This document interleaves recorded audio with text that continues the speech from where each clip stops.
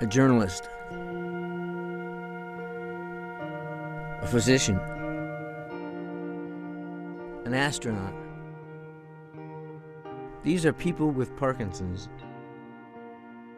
They are parents, spouses, good friends. They need better medications, reliable tools for charting their course, and a path to connect to others in the Parkinson's community. Most of all, they need a cure. Get people more involved, and just, I think, the general awareness of Parkinson's. I mean, we hear about all these other diseases, and they're all worthy of the attention they're getting. But very little has seemed to be done for Parkinson's. I had a really strong hand tremor, and I went to Portland, and I kind of hid it for a while, and finally I was diagnosed. And I remember when you came out and told the world that you had Parkinson's. I just thought it was just a disease that made you shake. That's the only thing I knew about it.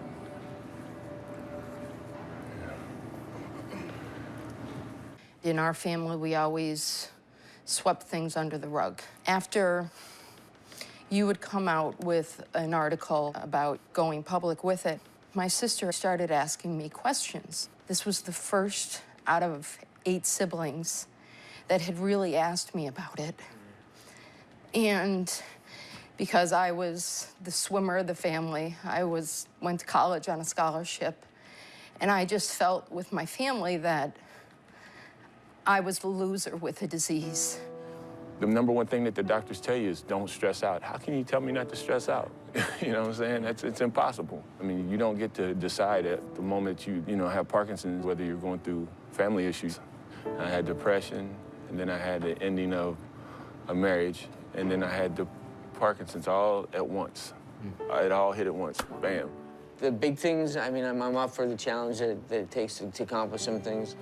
It's the little things like putting a cup on a saucer. Yeah. They just drive me absolutely insane. Yeah, it just doesn't stop, except that, when you're sleeping. I wish we could somehow sleepwalk. And you dream when you're awake. Yeah. So much of what you do is precise and about balance and about a certain order in a way. And then to have Parkinson's, it seems like it kind of throws all that out the window. It gets rough. Like the drawing is particular because there's certain details you want to draw, and now it's rather hard to keep that flowing, and it's kind of discouraging. For me, it hasn't just all at once come and say, okay, I accept it. I don't know if this happened with you, but sometimes I think I don't have it. Sometimes I convince myself that, man, this, even though it's tremoring, well, maybe it's something else.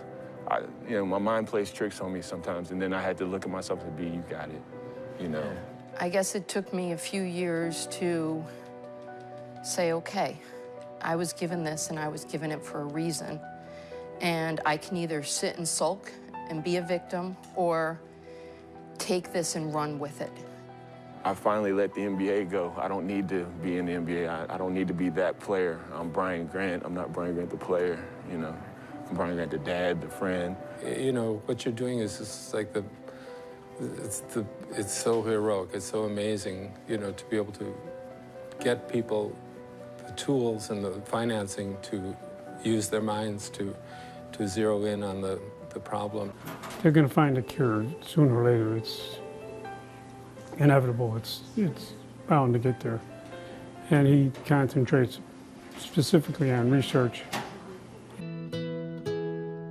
There are over 1 million people living with Parkinson's in the United States. The cure may seem elusive, but we're not giving up. We face Parkinson's head-on.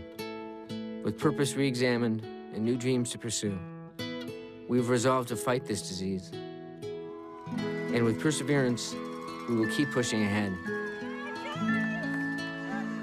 We may each have our own individual Parkinson's, but we all share one thing in common.